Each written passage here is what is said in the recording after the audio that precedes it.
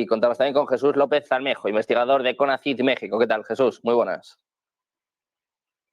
Un placer. Un placer tenernos a los tres. También dejar de escuchar un ratito hasta el Temberiasuna, aquel que quiera lo tiene en nuestro canal de Paralelo. Jesús, quiero preguntarte, antes de nada, por las tensiones en Oriente Medio. Sigue el cruce de declaraciones, el cruce de amenazas. Contábamos hace apenas un par de horas las declaraciones del presidente iraní, de Ebrahim Raisi. Sigue mandando mensajes a Israel. Dice que en el caso de que haya un ataque en su territorio va a destruir Israel. Básicamente dice que probablemente no quedará nada. Estamos pendientes también de lo que sucedió realmente este viernes, si hubo un ataque o no directo en territorio iraní, pero siguen las amenazas, las declaraciones. En este caso, Irán va un paso más allá con la primera declaración por parte de su presidente. Quiero saber qué piensas de estas tensiones y de cómo está la situación ahora mismo, si de verdad se ha calmado, pues una calma tensa. Sí, definitivamente, Sergio, seguimos atestiguando la guerra de declaraciones con la estrategia de la disuasión, es decir, mostrarle al otro la capacidad que se tiene para hacerle daño en aras de desincentivar que escale la guerra, porque lo que habíamos estado observando es la intención del grupo de fanáticos de Benjamín Netanyahu que intentan agarrarse de cualquier conflicto con Líbano, con Siria, con la Franja de Gaza o en este caso con Irán, para mantenerse todavía en esa coalición que pende de unos pocos hilos. Recordemos también que el repudio hacia la administración de Benjamín Netanyahu va creciendo cada vez más en Israel y eso hace que este grupo pues se convierta en todavía más peligroso. ¿Cuál era la que necesitaba en este caso? Que, como decimos en México, que le dieran un estate quieto, que le enseñaran los dientes, que le mostraran la capacidad que tienen también para generar o para tener unas pérdidas de las que difícilmente se podría recuperar Israel como nación en caso de que se enfrentara en una guerra en contra de Irán. Y aquí el punto clave me parece que Estados Unidos y Reino Unido activan o desactivan aquellos conflictos que les son rentables, que les son redituables, pero como el contexto electoral, particularmente Estados Unidos, no le es favorable a Joe Biden, porque una guerra con Irán requiere presupuesto, una guerra con Irán requiere incluso desplazamiento de tropas, incluso desplazamiento de armas, y sobre todo que no haya inflación, y eso es lo primero que puede haber en términos del efecto negativo de que se dispare el precio de los energéticos. En ese momento se dieron cuenta que es muy difícil llevar a cabo una guerra con Irán, además una guerra que tenga, ya no digamos éxito, mediano éxito, que sea llevadera, y eso sí no lo necesita ni Benjamín Netanyahu, ni Rishi Sunak, ni Joe Biden. Por esta razón, me parece que quien sale más beneficiado de este particular momento es justamente el régimen de los ayatolás, particularmente Ebrahim Raisi, que junto con su ministro del Exterior han sido muy claros y muy puntuales. Tenemos capacidad para generarle un severo daño a Israel. Si Israel nos ataca, entonces va difícilmente Israel a levantarse de sus cenizas. Pero también seamos sinceros, Israel también tiene mucha capacidad para hacerle daño a Irán. Por eso es que Irán no quiere escalar. Y no tanto porque Israel tenga directamente la capacidad para hacerle daño. Lo que tiene Israel y los grupos vinculados a Israel en Europa y en Estados Unidos particularmente es la capacidad para hacer lobby, para crear presión sobre los tomadores de decisiones y sus vínculos que tienen con las grandes corporaciones del armamento, lo cual implicaría pues que se metieran de lleno a una guerra, y ahí es donde la ecuación se empareja. Por eso, digamos, en conclusión, lo que vimos en la Guerra Fría, Sergio, a gran escala, esta dinámica de disuasión nuclear, pues acá también aplica en términos más que de disuasión nuclear, de la disuasión de las grandes pérdidas a las que pueden llegar los dos si se dejan ir a una guerra, digamos, activa. Por eso ahora lo que queda es, más allá de lo que pasó, decir lo que pasó según convenga al consumo interno de las audiencias, Sergio. Bueno, pues pendientes de estas tensiones, de este cruce de declaraciones. Francisco, quiero trasladarte la misma cuestión. ¿Cómo ves la situación en Oriente Medio? Si vamos o no hacia una desescalada, y también, pues cómo el presidente iraní por primera vez está tomando cartas en el asunto, ¿no? Es la primera vez que habla después del ataque por parte de Israel. No sé cómo calificarías la situación ahora mismo en Oriente Medio, Francisco. Pues de mucho teatro, mucho de declaración de sacar músculo y de aparente testosterona, y mientras las zonas de muerte como ha dicho el propio periódico de Israel, Haaretz, los crímenes del ejército de Israel, del ejército Sahal, van en aumento.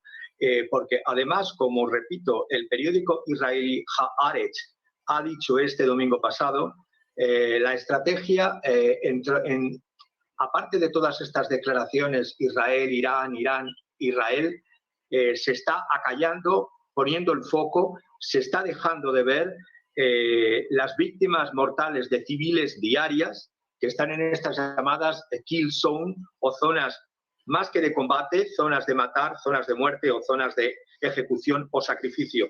Leía el periódico Haaretz este domingo y veía cómo oficiales de la reserva israelí declaraban al diario Haaretz que cuando cualquier persona, aunque esté desarmada, penetra en esta zona, es un objetivo mortal, aunque no esté armada. Es una tragedia que se ha visto incluso con los propios 3 rehenes que fueron asesinados por las fuerzas de defensa de Israel en estas llamadas zonas de ejecución. Y diría además que cuando se habla por parte del ejército de Israel y del gobierno de Benjamin Netanyahu de asesinatos de terroristas, han extendido la palabra terrorista a cualquier persona que tenga rasgos o que sea árabe, es decir, que sea palestino. Cuando se habla de los muertos de 32.600 personas desde el 7 de octubre, en desproporción a una supuesta respuesta que tenía que hacer un gobierno contra una masacre de Hamás, llevan ya más de 33.000 personas asesinadas, de las cuales más de un 90% son civiles. Y todo esto en medio de estas declaraciones tan rimbombantes, yo soy más fuerte, yo tengo más músculo, yo te voy a hacer, yo te voy a dejar de hacer. Y la realidad es que, como dicen muchos analistas, entre ellos Brianna Rosen del Just Security, la débil defensa del uso que se está haciendo de esta inteligencia artificial aplicada para matar desde antes, porque esta inteligencia artificial que se está utilizando por el ejército de Israel ya se estaba implementando antes del ataque de Hamás para poder reducir, borrar lo que es algo tan molesto como el Untermensch, el infrahumano o descalificado de humano que tiene la categoría de palestino, asimilada a terrorista. Y por lo tanto, los sistemas como Gospel o el sistema Lavender, que dicen no discriminan, para eso están los ejércitos profesionales, para discriminar, aunque te den información, los sistemas como Gospel, que se dice que es de recopilación de datos, no es de mera recopilación de datos, es además para perfeccionar el número de muertes, para perfeccionar, porque estamos viendo, y termino, que la guerra de Israel en Gaza es la guerra más brutal de la historia en relación a Naciones Unidas, porque ya llevan más de 160 trabajadores de Naciones Unidas asesinados. No ha habido ninguna guerra anterior donde tanto personal, no solo el civil de Gaza, sino de terceros países, como pueden ser trabajadores de Naciones Unidas, repito, 160 trabajadores hasta la fecha asesinados, 150 instalaciones de Naciones Unidas atacadas y a veces destruidas. Y bueno, claro, me diréis, si es que Naciones Unidas, el derecho internacional, estamos viendo una situación muy similar, y ya lo veremos luego con los otros temas que vamos a tratar, como estamos en una situación que se me asemeja muy mucho al asesinato de la Sociedad de Naciones antes de la Primera Guerra Mundial y en un paralelismo en la escalamiento de los discursos belicistas y de la economía de guerra que se produjo antes de la Primera Guerra Mundial. Bueno, pues así está la situación, sin duda, en Occidente, ¿no? En todo el mundo. También el foco está puesto en las tensiones en Oriente Medio. Eduardo, quiero preguntarte también por tu opinión en torno a este cruce de declaraciones, este cruce de testosterona, ¿no? Como bien estaba comentando también Francisco, y si crees que va a escalar o que se va a quedar todo en esto, una especie de guerra de propaganda. Es que en realidad estamos ante dos frentes. El frente de la propaganda, efectivamente, Irán dice una cosa, Israel le contesta, pero la guerra, como ha señalado Francisco Javier, pues está también, y sobre todo en la Franja de Gaza. Ese es el frente hoy en día, ¿no? y Líbano. Ahí no para, y no para ningún día. Con lo cual, realmente, ese cruce de opiniones lo único que consigue es distraer la opinión y la atención internacional de algo que es un grifo abierto de sangre hoy en día en Gaza. Como señalaba Francisco, ¿no? Francisco Javier, pues la desproporción que hay entre el número de bajas infligidas por ese ataque de Hamás el 7 de octubre del año pasado, pues no tiene nada, absolutamente nada que ver con el número de bajas que han infligido. Es decir, ya no estamos hablando de una revancha o de de devolver el golpe, sino de algo que va mucho más allá. Yo creo, y lo señalaba muy bien el anterior contertulio, ¿no? Lo ha dicho con muchísima claridad, el hecho de que le recuerda la situación previa a la Primera Guerra Mundial. En realidad, esa situación en la Primera Guerra Mundial también había un factor que se da en este momento, que es el hecho de ¿es este el último y el mejor momento que tenemos para devolver el golpe? Es decir, podemos retrasar el golpe a algo que trasciende incluso más allá. Hay que mirar en la trascienda en el backstage, ¿no? Hay que trasciende al conflicto de Irán con Israel. Lo que está en juego es la hegemonía del mundo. Y al estar en juego la hegemonía del mundo, pues realmente cualquier conflicto es bien recibido a la hora de dejar claro las razones que nos mueven y la posición que queremos mantener. Estoy hablando de Occidente, y es una posición que ha ocupado tradicionalmente. Hace unos minutos oíamos, nos habéis puesto de fondo las palabras del primer ministro británico, ¿no? Y nunca aleja las apreciaciones estratégicas y geopolíticas y militares de los valores. Estamos para defender nuestros valores.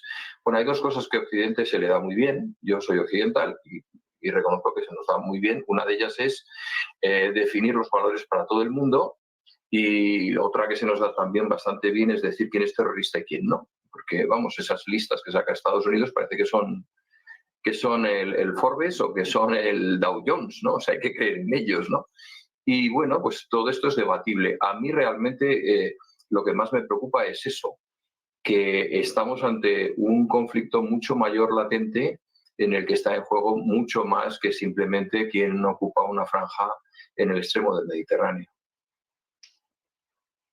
Precisamente vamos a hablar sobre esta hegemonía mundial con Estados Unidos, ¿no? Que está intentando, bueno, pues ahí hincar codo, ¿no? Como se diría, ¿no? Está intentando buscar su hueco, sobre todo con este paquete de ayuda, y con Rishi Sunak. Le escuchábamos hace apenas unos minutos al primer ministro británico, como bien decía Eduardo, incidiendo en el mismo discurso, hablando, bueno, de que el mundo es cada vez más peligroso. Decía además que este aumento del gasto militar es básicamente una cuestión de supervivencia. Quiero preguntarte por todo esto, Jesús, ¿cómo ves el papel de Reino Unido? Pues es básicamente lo mismo que decir Estados Unidos, ¿no? Se sabe que van de la mano en todos los asuntos, y también esta ayuda a Ucrania. Estaba anunciando ya no solo el aumento en gasto militar, que ha sorprendido, sino también el mayor paquete hasta la hora, el mayor paquete de la historia de Reino Unido, el mayor paquete de ayuda, en este caso, como no, a Ucrania. Sí, a mí me parece, mi querido Sergio, que en Occidente no terminan por entender que le están haciendo algo muy, muy, muy grave a lo que tanto trabajo les había costado crear, que es un sistema internacional en el que se pudiera medianamente confiar. Un sistema internacional, como ellos dicen, basado en reglas, que al final de cuentas lo desprestigian por ese doble rasero, por esa doble moral con la que actúan. Traigo nuevamente a colación a dos autores, uno del siglo pasado y uno contemporáneo, Max Weber y por cierto, es europeo, Ian Hart, que trabaja mucho el tema de la legitimidad, sobre todo este último, en las relaciones internacionales.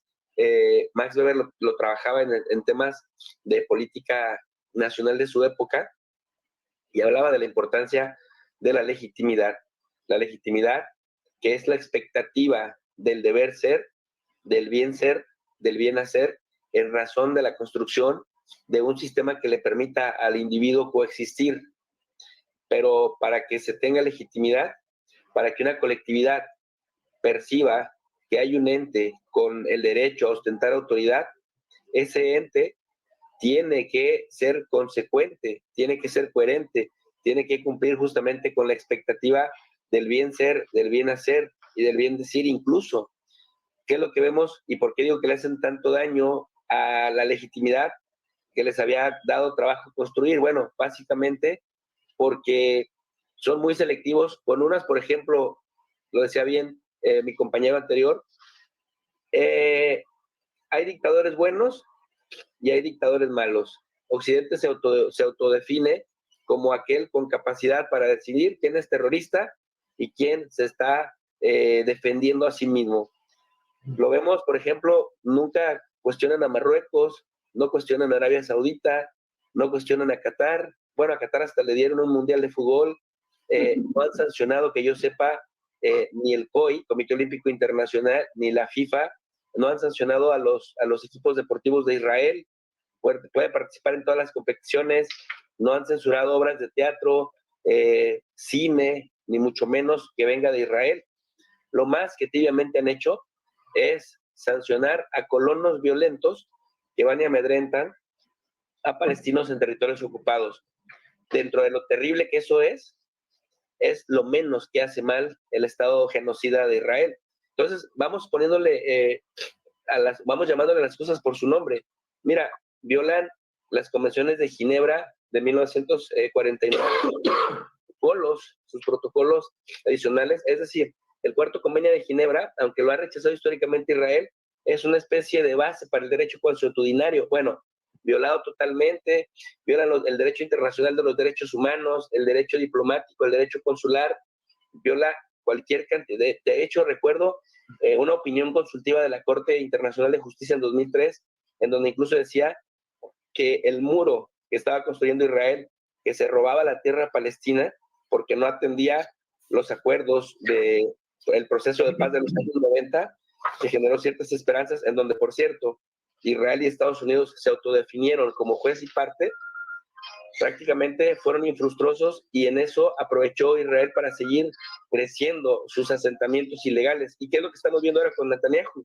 Que mientras abusa de los palestinos de la Franja de Gaza, porque hace mucho que devolvió el golpe y hace mucho que esto dejó de ser proporcional, está acrecentando nuevamente los asentamientos ilegales, a pesar de cualquier cantidad de críticas y de su aislamiento en el mundo, incluso dentro de la política interior de Israel. Entonces, para cerrar, el hecho de que venga Rishi Sunak, de que Joe Biden, por más que le pintan el dedo en la cara, por más que Netanyahu se burla de Blinken, secretario de Estado de Estados Unidos, y de Biden, presidente de Estados Unidos, cuando le marcan líneas rojas, la respuesta que obtiene Netanyahu es más presupuesto militar, más venta de armas, más protección incondicional y básicamente una que otra crítica, lo cual lo incentiva para seguir haciendo exactamente al pie de la letra lo que está haciendo, que es lo que mejor se le da, crear una política de hechos consumados para que sea irreversible los efectos sobre los territorios palestinos que ocupan ilegalmente, y por otro lado, también desestabilizar la región para seguir lucrando con el tema de la tecnología, la compraventa de tecnología militar, querido Sergio. Bueno, pues precisamente sobre esta cuestión le quiero preguntar también a Francisco, la situación de Occidente, si está subiendo, ¿no? Cómo va perdiendo peso, cómo va perdiendo de alguna forma también la hegemonía mundial, ya no solo Estados Unidos, también Reino Unido con Rishi Sunak, que como estábamos contando ha hecho este anuncio, aumentando el gasto militar hasta el 2,5%, como contábamos antes, el mínimo de la OTAN, al menos para algunos, porque España todavía está bastante lejos, es el 2%, pero Reino Unido ha dicho que hasta 2030 al menos el gasto va a ser del 2,5%. Dice además, que es lo que más me ha llamado la atención, Francisco, que es una cuestión de supervivencia, que están en la mayor amenaza existencial de los últimos 10 años. ¿Cómo ves este tipo de mensajes? Porque recuerda mucho, por ejemplo, a lo que decía Macron. De hecho, si se han dado cuenta, Stoltenberg ha hecho la misma declaración que Sunak, ha dicho, estamos en un mundo cada vez más peligroso. Este tipo de mensajes nos van sonando ya un poco, ¿no, Francisco? Totalmente, Sergio. Estamos viviendo, como dicen nuestros compañeros, y sentimos todos como un déjà vu, algo ya visto y estudiado, similar a los momentos anteriores al estallido de la Gran Guerra del 14. Sergio, hablan de freedom, de libertad, cuando deberían de decir business, o mejor yo diría, más que business, negocio, yo diría racket, es decir, estafa a la ciudadanía. Hablan de democratic values, de valores democráticos, cuando deberían decir corporate interest, es decir, intereses corporativos. Hablan de mundo libre cuando realmente están colocando sin el consentimiento de la ciudadanía a países y a ciudadanos de un lado y de otro en política de frentes. He seguido con detalle lo que decía Sunak y anuncia, como bien habéis comentado, ese aumento, un incremento más aún de 500 millones de libras esterlinas, con lo que se eleva ya la cantidad de la ayuda británica a 3.000 millones de libras esterlinas de ayuda militar en el ejercicio 2024. Hablaba como si fuese una feria, una tómbola, de 400 vehículos, 160 Husky de movilización protegida, 162 blindados, 78 todoterrenos. Hablaba, y lo ha dicho también en la declaración antes de llegar a Polonia, que ha hecho la oficina del Prime Minister en Downing Street, habla de 1.600 misiles de ataque, los Storm Shadow, de defensa aérea y de ataque, habla de 4 millones de cartuchos, habla, eso sí, de potenciar tanto los drones como potenciar las cadenas de fábricas y de suministros de defensa nacionales, es decir, lo que vengo repitiendo de incrementar, derivar la economía en vez de más mantequilla, más cañones, más guerra. Es una situación similar a la del año 14.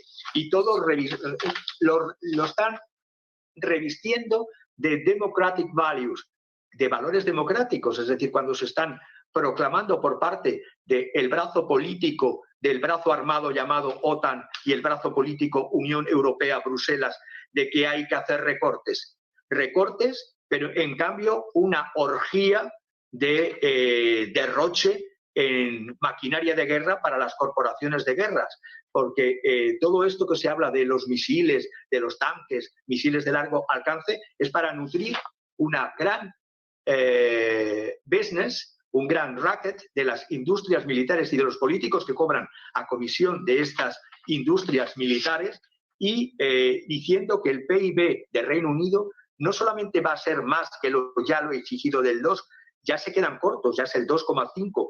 Y esto año tras año. Cuando hemos estado viendo el mayor gasto militar de Estados Unidos en la historia, que se hizo el 23 de marzo, cuando se promulgó por el POTUS Biden la cifra de 1.200 millones de dólares en gasto militar, asignados a 6 departamentos, unido a lo que se ha hecho, además, un plus todavía este sábado pasado, cuando se ha reunido en la Cámara de Representantes y se ha liberado, con la traición del presidente de la Cámara de Representantes, un republicano, se han unido 165 republicanos al resto de demócratas y han convertido la Cámara de Representantes de Estados Unidos de mayoría republicana en una Cámara de voluntad demócrata del POTUS Biden, porque pesan más los intereses de quienes te pagan la campaña y de quienes te mantienen en el cargo que los intereses de la ciudadanía. Y para terminar diría, ¿por qué digo que es un déjà vu?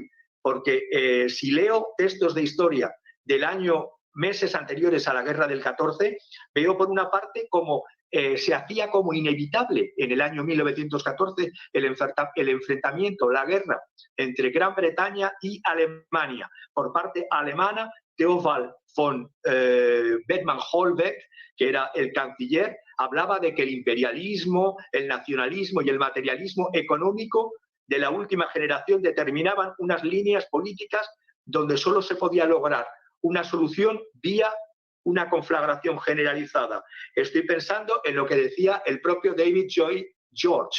En sus memorias de guerra, habla que las naciones se deslizaban hacia el borde del hirviente caldero de la guerra. Y nos están dirigiendo poco a poco a este hirviente caldero de la guerra, como decía Lloyd George. ¿Y todo para qué? ¿Y en base a qué? ¿Valores democráticos o business? Y más que business, racket, negocios y estafa. Eduardo, te quiero plantear la misma cuestión. ¿Por qué nos están conduciendo a esta guerra? ¿Por qué están aumentando todos los países el gasto militar? Hasta España anunciaba ayer una subida del 10%, eso sí, por debajo todavía del 2% del gasto mínimo, ¿no?, que pide la OTAN.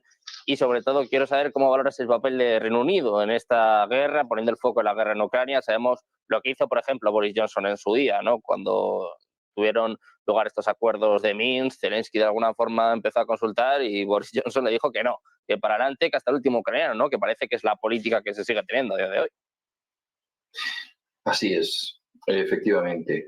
Yo me quedo con una frase que ha señalado Jesús, ¿no?, que el mundo es un lugar más inseguro, nos dicen una y otra vez. ¿Es un lugar más inseguro para quién?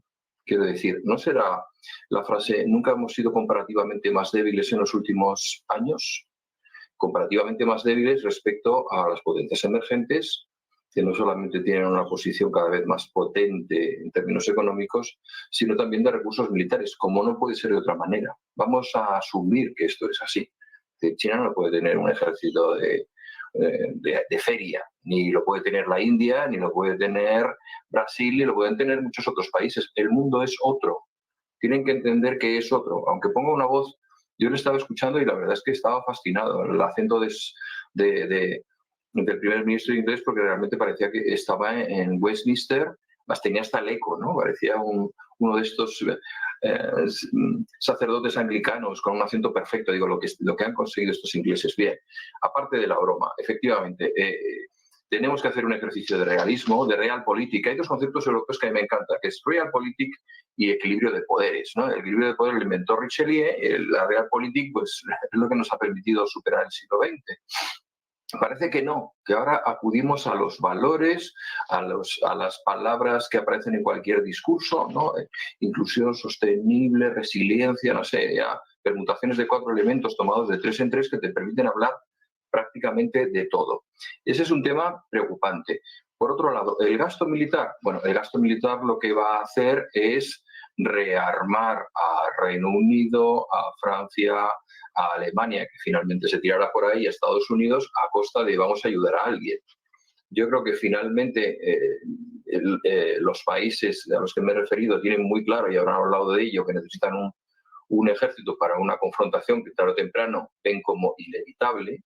Yo creo que lo ven como inevitable porque constantemente nos están preparando el terreno, ¿no? Es la famosa regla de Chomsky de ver contando un desastre hasta que la gente ya lo vea como algo inevitable, ¿no? Pues ya es así. Entonces, en ese sentido, hombre, a los ingleses les viene estupendamente. Tú dices, ¿qué pasa con Inglaterra? Con Reino Unido, ¿no? Siempre llamamos Inglaterra, Reino Unido. Pues que se va a deshacer de sus viejos Challenger 2, que en su día, no lo olvidemos, fue un diseño creado para el Shah de Persia, que ellos se quedaron porque como había cambiado el régimen, dijeron, no se lo vamos a dar, ¿no? En la Primera Guerra Mundial hicieron una jugada como esa, tenían unos acorazados para entregar a Turquía y dijeron, no se lo vamos a dar, que estamos en guerra. Con lo cual, lo peor que les puede pasar es que eso que van a fabricar nuevo, que vayan a dar, se lo queden ellos, y lo que vayan a fabricar nuevo, los nuevos tanques de nueva generación, los nuevos aviones de nueva generación, las nuevas armas de nueva generación, digamos que salgan a cuenta. En un escenario que a mí particularmente me parece una frivolidad, porque la guerra más importante es la guerra económica. La guerra económica y el dinero que no estás destinando a defenderte económicamente para comprar armas que le vienen muy bien al conglomerado militar internacional, ¿de acuerdo?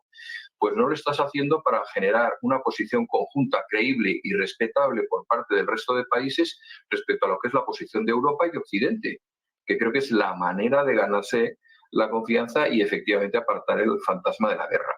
Yo creo que eso no está en los planes de nadie absolutamente hoy en día. Y me refiero a los gobernantes por lo que dicen, desde Macron hasta Sunni y hasta Anak, pues lo estamos viendo, ¿no?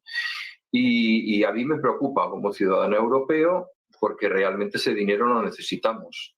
Estamos viendo que incluso cada país europeo va a lo suyo a la hora de negociar acuerdos con esos países emergentes y no hay una política común, ni hay unos presupuestos comunes. Nos están creciendo los nacionalismos como si fuera un neofeudalismo europeo, un pequeño reino de taifas, y de verdad, con un equipo así, con esa estrategia, no podemos ganar. No podemos ganar de ninguna manera ni nos podemos ganar el respeto de nadie. Yo creo que esa es la cuestión de fondo. Insisto, estamos asustados y el miedo es un mal consejero. Bueno, pues hablando de miedo, hablando de amenazas, llevamos mucho hablando en las últimas semanas, ¿no?, sobre las armas nucleares.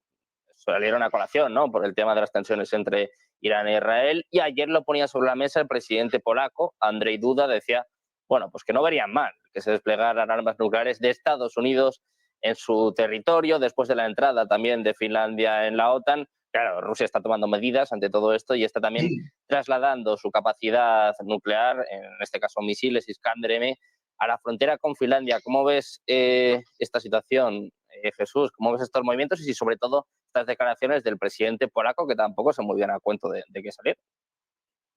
Sí, nuevamente estamos viendo dos cosas. Una, disuasión, es decir, asustar a los otros, meter tensión para que piensen y que evalúen bien si quieren dar el siguiente paso.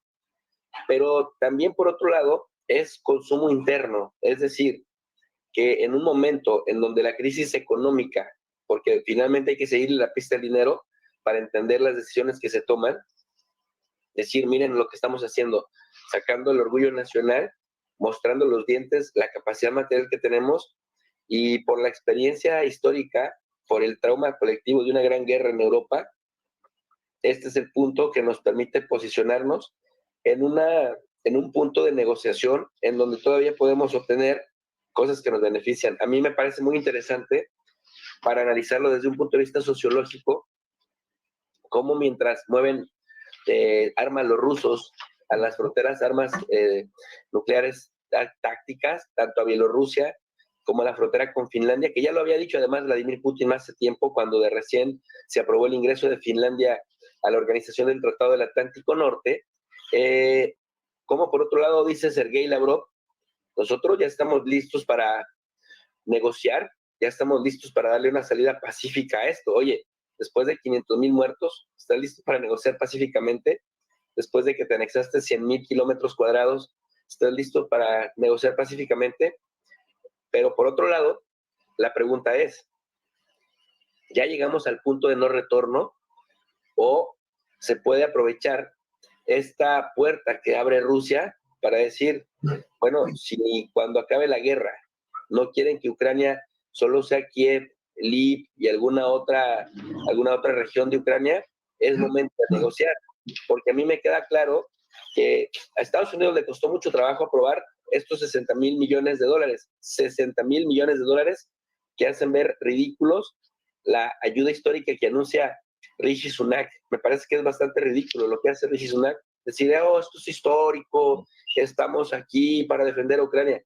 Perdón, Alemania ha dado como 20,000 millones de euros, y Alemania está estigmatizado como que casi no ayuda, como que casi no se solidariza con Ucrania, cuando Alemania prácticamente está a nada, decimos en México, a vuelo de pájaro, de que le pudieran atacar en algún momento. O sea, Alemania sí ha tenido mucho que perder y se ha dejado envolver finalmente por un líder que es un cadáver político como Scholz, y de pronto Francia, de pronto el Reino Unido, sin hacer mucho, cuando hacen algo, tratan de hacerlo grandilocuente para que entonces el consumo interno diga, pues si ya más o menos estamos escuchando, estamos siendo socializados desde por lo menos hace un par de años en que esto es inevitable, pues mejor nos reforzamos, porque qué tal que, y es lo que están manejando, qué tal que después de Ucrania siga Rusia intentando expandir las fronteras. Entonces aquí me parece, Sergio, la disociación es muy importante de un y de otro lado, porque lo que también Europa está haciendo, aunque es suicida de su parte, es tensar la cuerda en aras de generarle también un efecto disuasivo a Rusia. Es decir, mira lo que hiciste, mira lo que te pasó, lo que está sucediendo, lo que nos orillas a hacer por atacar a Ucrania, que no es miembro de la Unión Europea, que no es miembro de la OTAN. Ahora imagínate lo que puede suceder si atacas a Alemania o si atacas a Polonia, o ahora si atacas a Finlandia, a uno que sí sea miembro o de la OTAN o de la Unión Europea. Eso me parece que en términos estratégicos también por ahí va la cosa, pero quienes definitivamente, y no hay que quitar el dedo del renglón con eso, se frotan las manos son los brokers que mueven, venden, compran acciones en las bolsas de valores de las casas armamentistas del complejo militar, que prácticamente se frotan las manos por el anuncio de que se quieren autoobligar a rearmarse, por un lado, y por otro lado, pues quienes comercian directamente, es decir, quienes no son brokers y no necesariamente venden o compran acciones, sino quienes directamente dicen, tenemos un contrato multimillonario, no solamente de Estados Unidos, sino de todos aquellos países que van a empezar a rearmarse y que en algún momento van a tocar las puertas de nuestra casa para que les vendamos armamento de primera generación o de segunda generación, pero a precios exorbitantes, que era lo que yo señalaba de una obra en alguna otra charla que tuvimos, querido Sergio, de Peter Katzenstein. Escribe un libro en 2018 que se llama The Protean Power, el poder proteano, y hablaba de cómo el miedo y la incertidumbre hacen que los ciudadanos, sobre todo de a pie, votantes, apoyemos a nuestros líderes en aberrantes decisiones, porque finalmente pues tenemos miedo e incertidumbre y apoyamos cosas que en condiciones de normalidad y de relativa calma ni de locos aprobaríamos. Protean Power nos dice entonces que las élites de tanto en tanto se nutren de ese miedo y por eso también tienden a generar crisis para pues arrebatarnos derechos conquistados, y ya lo estamos viendo, la censura, la represión contra quien se manifiesta, la estigmatización contra quien pone por lo menos una crítica o pones en cuestionamiento una decisión, te dicen traidor, antinacionalista, prorruso, pro-chino, pro-Irán, pro-ayatollah, etcétera, etcétera, cuando pareciera pues que el sentido común es el menos común de los sentidos. Pero me parece que esta obra de Peter Katzenstein es muy importante porque ya la estamos viendo manifestada en este caso, tanto en el tema de Israel, que luego te llaman antisemita, o en el tema de Ucrania, que por más obvio que se vea que están arrasando con ese país, ambos frentes, porque la Ucrania es nada más un ring en donde se disputan las agendas externas, te dicen pues pro Putin. Mientras tanto, la industria del armamento lucra, los medios de comunicación también, y bueno, los políticos intentan posicionarse a partir de la anarquía que generan en este tipo de situaciones particulares, Sergio. Ayer mismo, Jesús, decía el propio Blinken que gran parte de estos 60.000 millones se iban a quedar en Estados Unidos. Siguen, bueno, pues de alguna forma justificando este paquete y diciendo, vosotros tranquilos, que no os preocupéis, que la mayor parte nos va a volver. Francisco, quiero preguntarte por esto y también por la noticia que salió en el día de hoy. Como bien decía antes Jesús, es cierto que Putin lo anunció ya en diciembre, pero parece que Rusia está moviendo sus armas nucleares también como respuesta a la entrada de Finlandia y también precisamente a colación de estas palabras de Andrzej Duda, que no sé si te sorprendieron, el presidente polaco diciendo, bueno, que no estaría mal que trasladaran armas nucleares a su territorio. Pues no me sorprendió para nada porque independientemente del inicio de la operación militar especial rusa o invasión, cada uno que lo califique como quiera, de Rusia sobre Ucrania, el 24 de febrero del 2023, había un antes a todo esto y una preparación anterior, no solo vía think tanks como la RAND, y que los he citado muchas veces, esos informes del año 20, del año 21 y del año 22, e incluso anteriores, recién terminada la conferencia de seguridad de Múnich, en la última que intervino Putin del año anterior a la situación de Crimea, ya los planes de Occidente eran de atacar, forzar, disgregar, a ser posible implosionar Rusia. Lo que ha dicho Andrzej Duda este lunes pasado, anterior a la visita que tiene ahora en Varsovia de la Santa Trinidad, en la que está Duda, el presidente de Polonia, Stoltenberg y Rishi Sunak, del Prime Minister del Reino Unido, ya por parte de Duda dijo el lunes al medio polaco FAK que se brindaba a que se le entregasen los cazas de quinta generación, los F-35 Lockheed Martin, los Lightning II, que por cierto, solo 32 cazas de estos entregados a Rumanía o en proceso de entrega a Rumanía suman la friolera de 6.500 millones de dólares. Es un negocio perfecto. Si 32 cazas son 6.500 millones, Polonia, que están en torno a los 32 también, y pedía además que se le dotase de la posibilidad de la bomba B-61, la B-6112, que es una bomba termonuclear no guiada que se puede cargar en este modelo de F-35. Todo para defender, todo para, yo lo entiendo, ofender, porque poner material termonuclear en la linde, es que esto me recuerda un paralelismo que quiero traer aquí. Cuando, como ha dicho antes mi contertulio, cuando decía de los nacionalismos y del peligro de los nacionalismos, se me viene que en la historia estamos teniendo en los últimos 20 años un proceso de degeneración en la calidad no solo democrática, sino en la calidad de los líderes que rigen en Occidente. Estoy pensando en el POTUS número 41, aquel que llevaba el nombre de George Herbert Walker Bush, el padre de Bush, Bush padre, que con todas sus luces y sus sombras voy a sacarle las luces. Es decir, era un empresario, un millonario con 40 años, es decir, no dependía de la política para comer, e hizo un discurso en el verano del año 91, llamado discurso por el New York Times, el Chicken Kiev, el discurso del pollo, en el cual dijo claramente este presidente, Bush padre, que la administración de Estados Unidos no quería la desaparición del Imperio Soviético, ni, por supuesto, la disgregación en distintas unidades o distintas repúblicas independientes, y lo dijo en el propio Soviet Supremo de la República Socialista Suprema de Ucrania en el año 91.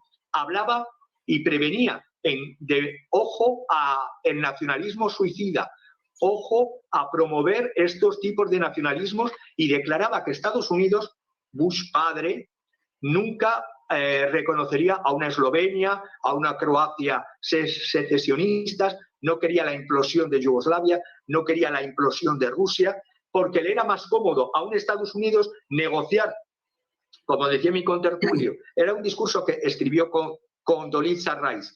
Era más cómodo en una distensión o una coexistencia pacífica que lo que es la situación que estamos viviendo desde la crisis 2007-2008. Que es, como no puedo controlar la economía, como no puedo ofrecer a mi ciudadanía una economía de mantequilla, voy a hacer negocio con la economía de cañones. Y advirtió, y termino con el paralelismo, advirtió Bush padre que contra cualquier independencia, porque una independencia que cambies a un tirano lejano por un tirano local no era ningún tipo de independencia. Sustituir a un tirano en Moscú a un tirano en Kiev, eso no va para bien de ninguna población, y por lo tanto advertía de evitar los nacionalismos disgregadores y defendía la unión de estados soberanos. Estamos justamente viviendo, y de la mano de demócratas, curiosamente, porque es curioso que los mambrús se van a la guerra, lo promocionan más bueno, termino, es decir, contra los mambrús se va a la guerra de los demócratas. Hay republicanos en la historia que defendían la paz. Bueno, pues terminamos con este mensaje. Muchísimas gracias a los tres, Jesús, Eduardo, Francisco. Gracias por estar. Además, he visto que alguno está un poquito resfriado, o sea que doble de gracias por estar con nosotros así de comprometidos. Muchas gracias, además, por contarnos lo que sucede, como siempre, explicarnos qué sucede en el terreno geopolítico. Un placer. Buenas tardes. Saludos a todos. Pendientes, como ven, seguimos de la actualidad geopolítica,